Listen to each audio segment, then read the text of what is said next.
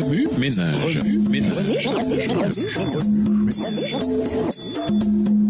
Bienvenue dans votre émission Remue ménage. Nous voilà au lundi 8 août. Ce dont le monde a besoin aujourd'hui.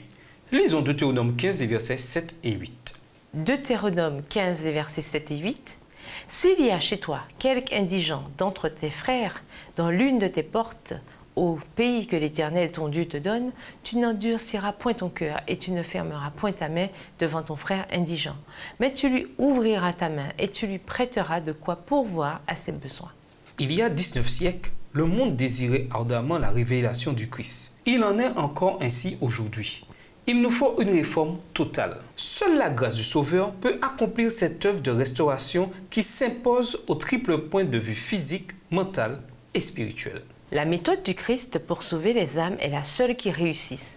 Il se mêlait aux hommes pour leur faire du bien, leur témoignant sa sympathie, les soulageant et gagnant leur confiance. Puis il leur disait « Suivez-moi ». C'est ainsi que, par des efforts personnels, il faut entrer en rapport intime avec les gens. On obtiendrait de meilleurs résultats si l'on passait moins de temps à prêcher et davantage à visiter les familles.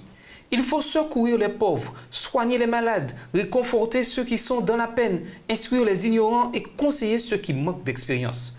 Pleurons avec ceux qui pleurent et réjouissons-nous avec ceux qui se réjouissent. Avec la puissance que donne la conviction, la prière et l'amour de Dieu, cette œuvre ne saurait rester stérile.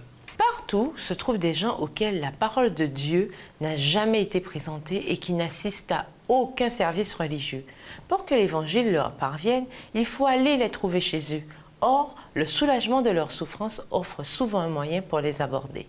Il en est beaucoup qui ne croient plus en Dieu et qui ont perdu confiance en l'homme. Cependant, ils savent reconnaître et apprécier la vraie sympathie qui leur est témoignée et le secours qu'on leur apporte.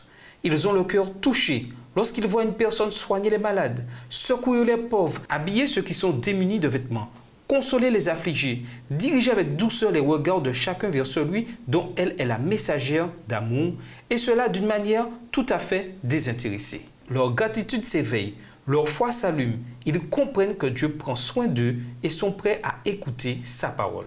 Jésus a confié à ses disciples une tâche que nul ne peut faire à leur place. Procurer aux malades et aux pauvres ce dont ils ont besoin. Proclamer l'évangile à ceux qui se perdent. Voilà des obligations qui ne sauraient être abandonnées à des comités ou à des œuvres de bienfaisance. L'évangile éveille le sentiment des responsabilités personnelles.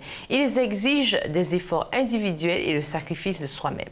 Remue ménage, de quelle façon votre touche personnelle ou votre témoignage personnel améliore-t-il votre relation avec Dieu? Comment pouvez-vous imiter le Christ dans votre ministère personnel envers les autres?